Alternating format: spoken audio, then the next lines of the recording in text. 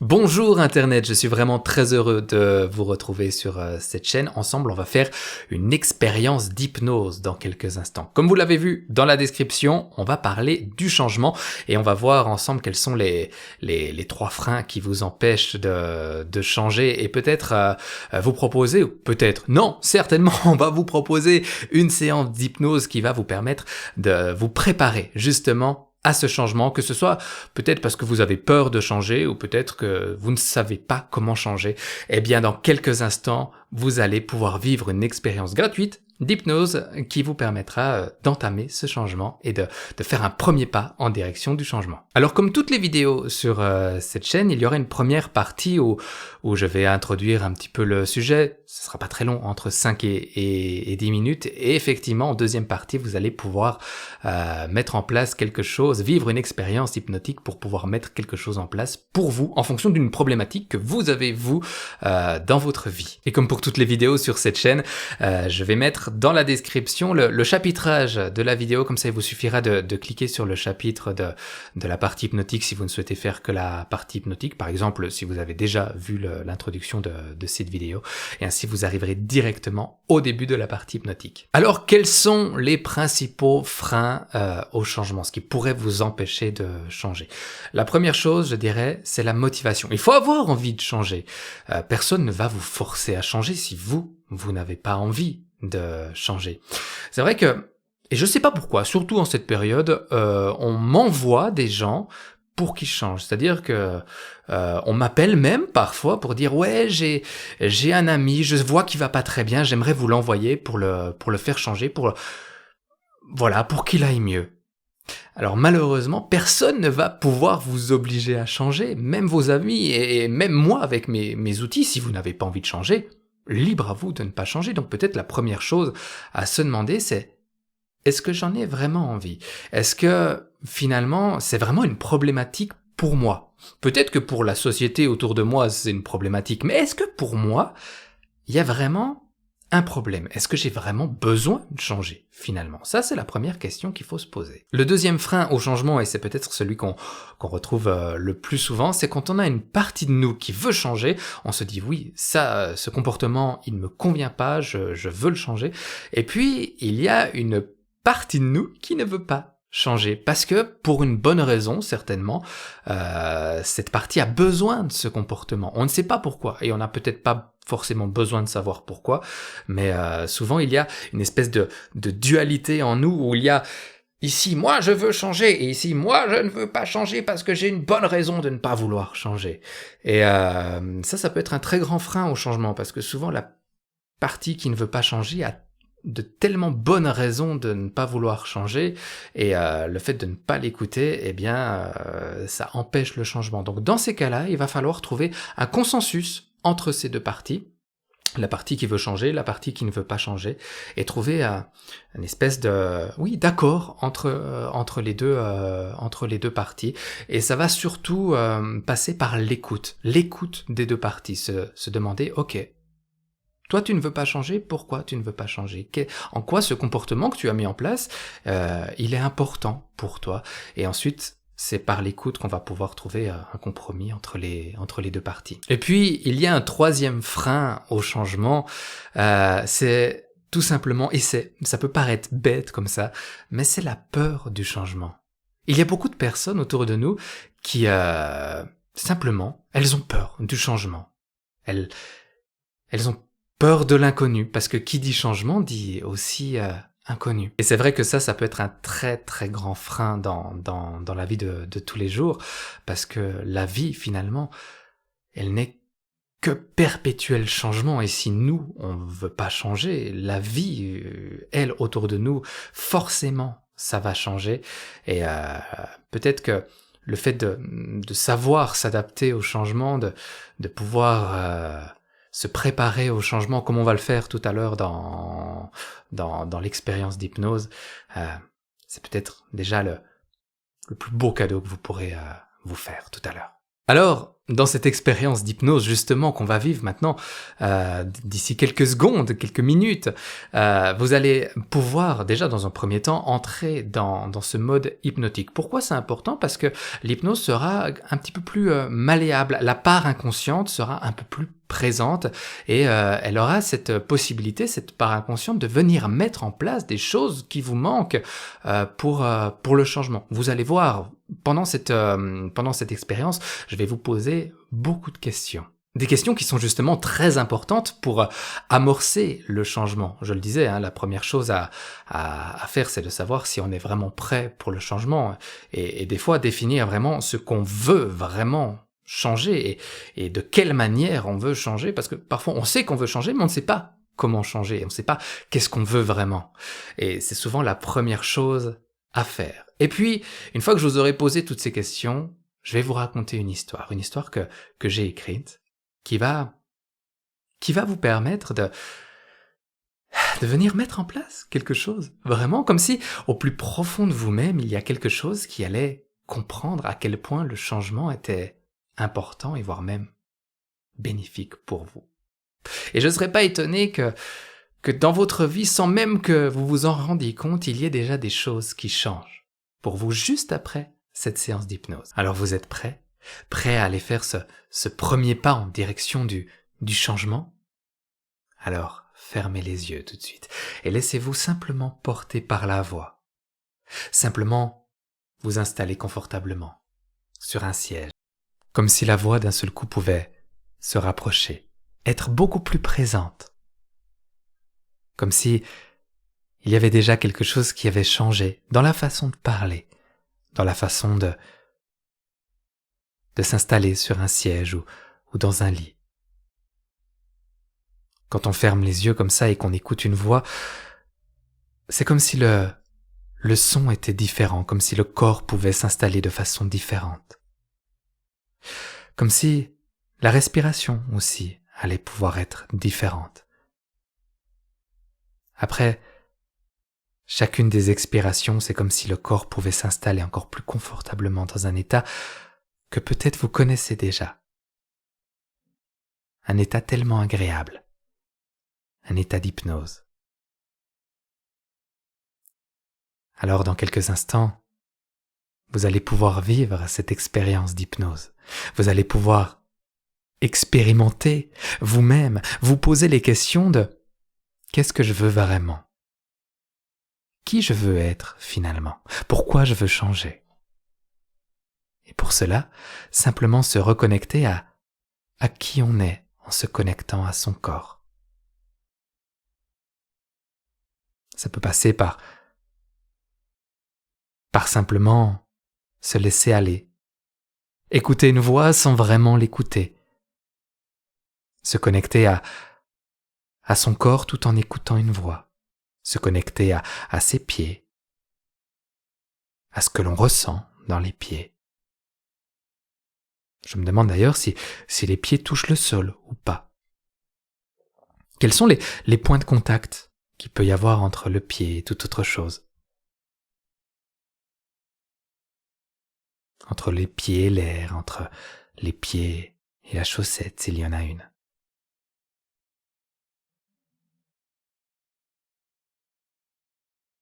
Et je me demande comme ça, en remontant le corps, si vous allez trouver des surfaces de votre peau, des surfaces musculaires qui sont plus ou moins détendues.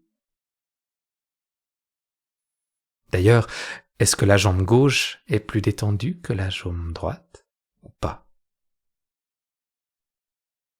Le but est d'observer. Et d'observer ce qui se passe quand on observe une tension. Parfois, quand on observe une tension dans un mollet ou dans une cuisse, eh bien elle disparaît, elle s'estompe. C'est déjà une forme de changement, n'est-ce pas?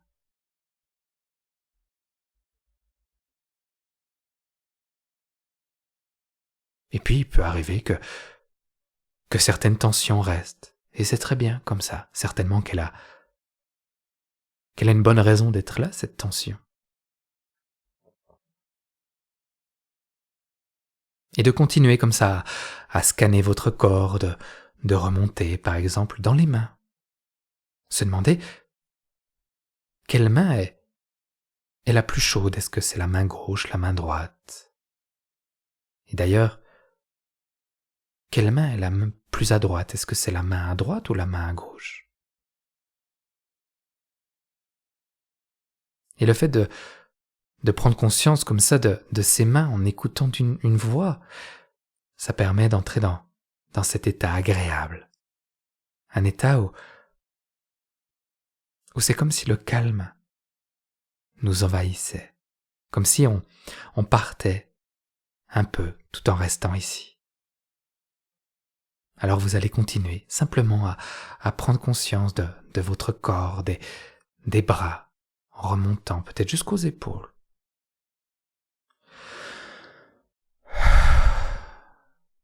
Et en prenant une grande respiration comme ça,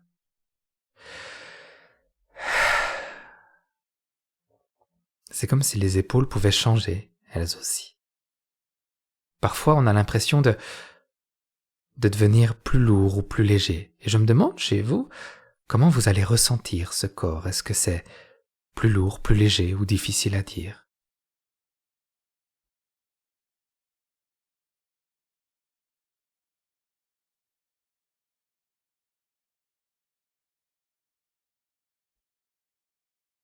Et puis il y a la tête qui se pose encore au fur et à mesure que vous entendez cette voix. Comme si tous les petits muscles du visage pouvaient d'un seul coup se pacifier. Ça peut être très agréable de prendre conscience que il y a une forme de sérénité, de calme qui peut s'installer.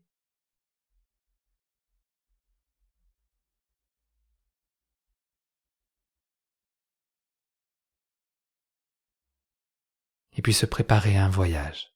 Car finalement, le changement, c'est une sorte de voyage.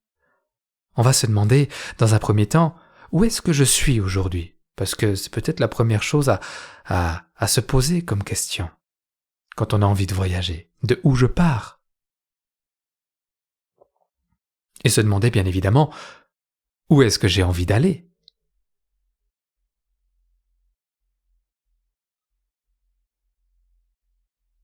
Et puis, quand je vais programmer mon GPS, quel genre de chemin je vais prendre? Est-ce que je vais prendre des chemins plutôt longs, intéressants, sinueux? Ou est-ce que je vais préférer prendre des chemins rapides, comme une autoroute?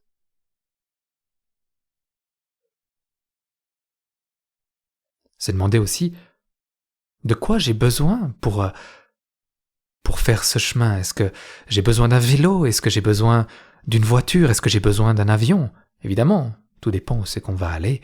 On ne va pas utiliser le même moyen de transport. Et puis, se demander pourquoi? Pourquoi je veux aller là-bas? Est-ce que j'ai de l'essence? Et quelle est cette essence? Quelle est cette énergie qui va m'emmener là-bas? Et puis comment ça sera là-bas? Quand j'y serai?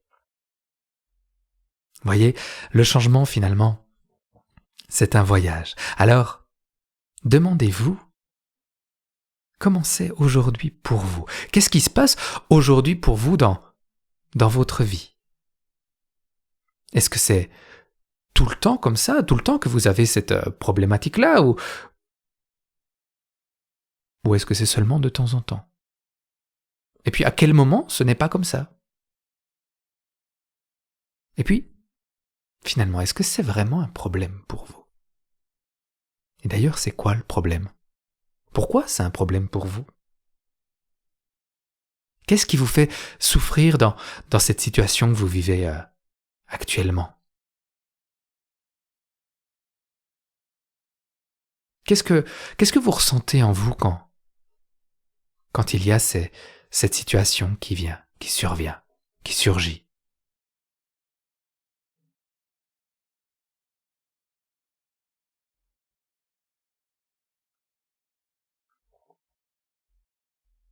Et puis alors, où est-ce que vous voulez aller? Dans quel pays vous voulez aller? Qu'est-ce que vous voulez vraiment? Qu'est-ce que vous voulez dans le futur? Comment vous voulez être? Quel genre de personne vous voulez être? C'est quoi que vous voulez vraiment?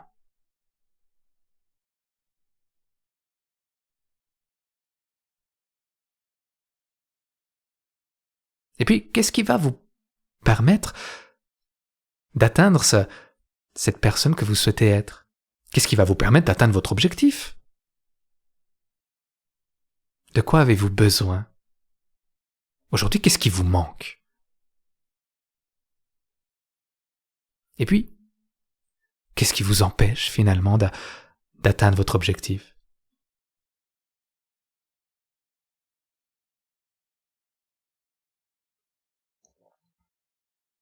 Pourquoi c'est important pour vous? Pourquoi vous, pourquoi vous souhaitez changer finalement? Pourquoi c'est important de changer? Qu'est-ce que ça va vous apporter vraiment? Et permettez-vous de creuser, de se demander vraiment, mais quelle est ma valeur qui n'est pas respectée dans le comportement que j'ai aujourd'hui et qui sera respectée dans le comportement de demain?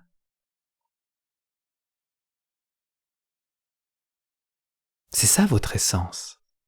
C'est ça votre carburant, l'énergie qui va vous permettre d'effectuer ce voyage. C'est pourquoi c'est important pour vous de faire ce voyage.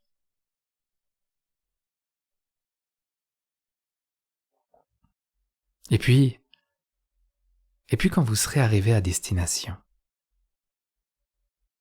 comment ce sera?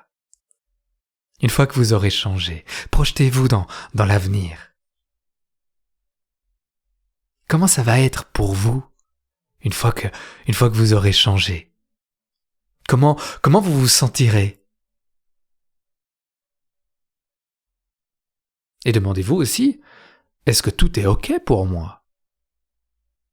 Parfois, on a envie d'aller dans un pays et on se rend compte que ce pays n'est pas le bon pour nous parce qu'on s'était fait peut-être une fausse image de ce pays.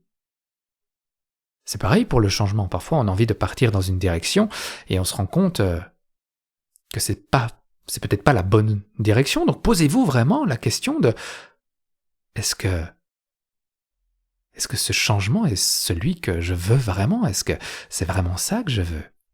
Imaginez-vous. Imaginez que vous avez changé maintenant. Vous êtes une autre personne. Vous réagissez de façon différente en fonction des situations. C'est comme si, maintenant que vous aviez changé, eh bien, votre relation au monde était différente. L'interaction avec les collègues est différente. L'interaction avec votre famille est différente. L'interaction avec vos amis est différente. Comment c'est maintenant que vous avez changé? Comment vous vous sentez à l'intérieur de vous? Et qu'est-ce qu'on peut observer de différent à l'extérieur de vous? Qu'est-ce qui a changé dans votre façon de vous habiller peut-être? Qu'est-ce qui a changé dans votre façon de décorer votre maison? Et assurez-vous que tout cela vous correspond à 100%.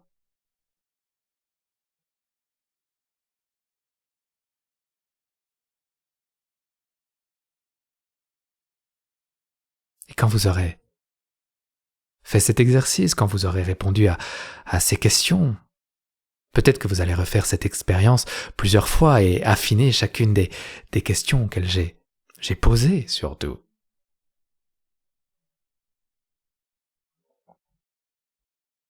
Eh bien, c'est comme si le changement allait pouvoir se mettre en place de façon naturelle, différente, mais naturelle. C'est comme s'il n'y avait plus rien à faire, comme s'il y avait ces parts de vous qui avaient déjà compris ce que vous vouliez vraiment, au plus profond de vous-même. Et puis, pendant qu'il y a une part de vous qui répond à toutes ces questions, une part de vous qui se permet déjà de changer à un certain niveau, eh bien, je vais raconter une histoire à une autre part de vous. Comme si cette histoire allait pouvoir vous permettre de comprendre d'autres choses, à d'autres niveaux. Il était une fois, un soir d'automne, dans une contrée lointaine et profonde, un enfant, agile, mystérieux, capricieux et facétieux. Cet enfant faisait face à la beauté surnaturelle du coucher du soleil. Le spectacle qui s'offrait devant ses yeux lui coupait le souffle. Il y avait du jaune, du rouge, de l'orange, du lumineux, du beau. L'enfant était comme absorbé par ce spectacle. Tout son être frissonnait de plaisir. C'était comme si son âme pouvait se nourrir de cette beauté. Plus rien d'autre n'avait d'importance. C'était comme si le soleil, en allant se coucher, nous montrait à quel point quelque chose qui se termine pouvait être beau. L'enfant voulait garder une trace impérissable de ce spectacle, et pourtant, il savait bien qu'une photo ne serait jamais aussi magique, aussi belle, aussi lumineuse que ce que la nature lui offrait en ce moment. Aucun appareil photo, aucun smartphone n'allait pouvoir capturer tout ce qu'il ressentait. Et puis à quoi bon avoir son téléphone qui regorge de couchers de soleil si on ne les a plus dans le cœur? Alors l'enfant était là, simplement, à admirer avec les yeux d'un enfant qui s'émerveille devant la beauté du monde. Lorsque la lune apparut au loin, l'enfant comprit que ce qui faisait la beauté de ce ciel, c'était l'éphémère, le changement constant, l'impalpable de cette magie qui venait d'on ne sait où. La magie de la vie. Car en effet, le ciel n'a pas toujours été orange. Au début de la journée, tout était rose. Il y avait des petits nuages roses qui flottaient et décoraient le paysage. Même le paysage était rose, les arbres, la brume. Et puis, le soleil a pris de la confiance, il s'est levé. Le ciel a changé d'aspect pour revêtir son habit d'azur. Les nuages étaient blancs au départ, comme des moutons venant brouter un peu de cette magie céleste. Et puis rapidement, le vent est venu se mêler à la fête, se renforçant, heure après heure, minute après minute, apportant avec lui de gros nuages noirs venant obscurcir le paysage. Tout était gris, froid, renfermé.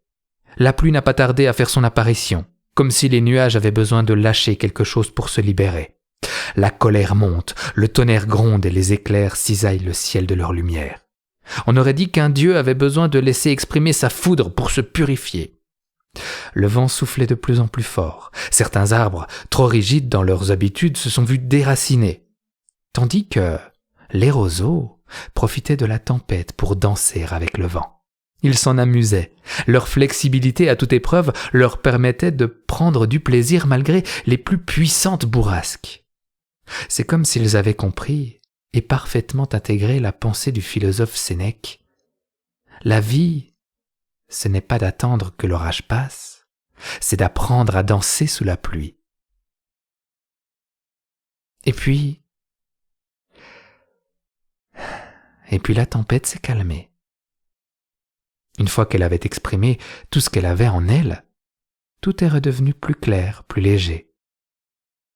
C'est comme si on pouvait d'un seul coup voir plus loin, comme si l'horizon se débouchait. La lumière revenait. Il y avait encore quelques traînées dans le ciel, quelques gouttes qui tombaient au sol, comme pour venir le laver.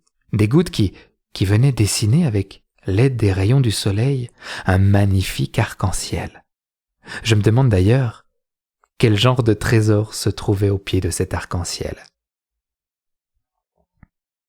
Alors l'enfant repensait à tout ça, à cette journée particulièrement riche. Il se demandait s'il devait retenir quelque chose de l'expérience qu'il avait vécue aujourd'hui. « Peut-être, » lui dit le soleil. « Ou peut-être pas, » lui répondit la lune. L'enfant regardait au loin les arbres qui avaient revêtu leurs habits de bronze. Eux aussi nous offraient un spectacle magnifique aux couleurs orangées. Ils se délestent de leurs feuilles qui tombent au sol en virevoltant. Ces feuilles qui ont poussé et grandi durant de longs mois, eh bien il est temps aujourd'hui de s'en séparer. Les arbres n'en ont plus besoin et les feuilles ont à présent un autre rôle à jouer dans le cycle de la vie. Elles ont pour mission de protéger et venir enrichir le sol. L'enfant se demandait s'il existait un arbre quelque part dans le monde qui refuserait cette perte et qui aurait envie de s'accrocher à ses feuilles. Étrange question, n'est-ce pas? Le soleil disparaissait de plus en plus pour laisser la place à l'obscurité. Le ciel revêtait son habit de nuit et laissait apparaître les premières étoiles, ces diamants qui brillent dans le ciel. Ce spectacle magique et féerique qui n'est possible que dans l'obscurité. L'enfant prit conscience de l'importance de l'obscurité pour laisser briller les étoiles, car finalement, en plein jour, elles sont là aussi, ces étoiles. Elles brillent aussi. Nous sommes simplement aveuglés par la lumière. Lumière et obscurité sont tout autant importantes, l'une et l'autre, et nous offrent un ballet magnifique, jour après jour. C'est de cette obscurité que va pouvoir naître la lumière, comme si le soleil venait danser avec la lune pour lui donner sa brillance. L'enfant allait pouvoir se coucher, le cœur léger, la confiance au plus profond de son âme que demain, la lumière reviendra pour une autre journée pleine de promesses. Les yeux vont pouvoir s'ouvrir sur de nouvelles aventures, de nouvelles possibilités et de nouveaux rêves. Car même après le plus terrible des hivers, le printemps revient toujours. Et c'est justement au printemps que les graines éclosent. L'enfant se demande ce qu'il va faire demain de cette nouvelle opportunité de vie. Et le soleil ou la lune de lui répondre: fais simplement ce que tu es censé faire. Comment savoir ce que je suis censé faire? Fais comme nous, fais briller ta lumière intérieure. Illumine le monde de ce qui te rend si spécial. Et simplement te demander: qui es-tu et comment vas-tu offrir au monde cette lumière?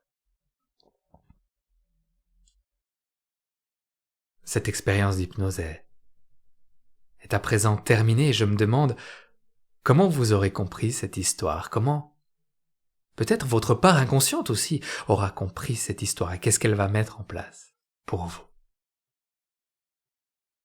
Quoi qu'il en soit, comme l'enfant, dans quelques instants vous allez rouvrir les yeux.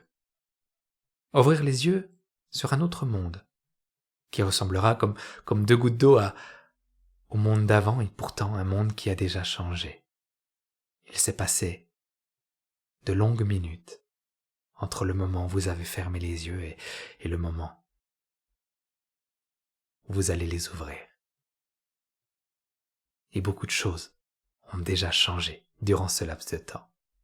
Alors vous allez simplement reprendre conscience de votre corps, reprendre conscience de vos pieds, de vos deux mains, les bouger.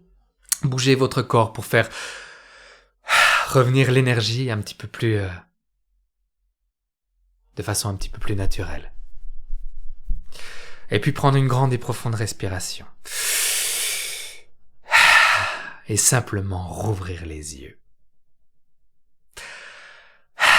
Bienvenue! Alors, c'était comment cette expérience pour vous? Racontez-nous comment c'était justement cette expérience dans les commentaires. Ça nous fera toujours très plaisir de lire les différentes compréhensions qu'on peut avoir après une expérience d'hypnose comme celle-ci. Et puis si vous souhaitez aller plus loin dans le changement, si vous sentez que vous avez besoin d'être accompagné dans ce changement, je reste bien sûr à disposition. Je propose des séances ici dans mon cabinet à Montfaucon en Suisse ou alors en visioconférence. Ça fonctionne aussi très très bien.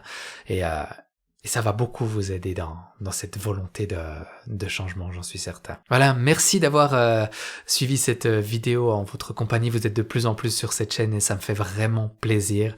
Abonnez-vous, vraiment, c'est important. De toute façon, c'est gratuit. Vous pouvez vous abonner, activer la cloche pour être informé des prochaines vidéos qui vont sortir. Et justement, il y en a des vidéos, notamment celles-ci, qui sont déjà sorties. Celle-ci, je suis sûr qu'elle va vous plaire, donc je vous invite d'ores et déjà à aller jeter un œil. C'est sûr qu'elle va vous aider. Allez-y. Et puis, moi, je vous souhaite tout du bon, un bon changement, un bon voyage en direction de ce changement et je vous dis à très bientôt. Allez, salut. Ciao.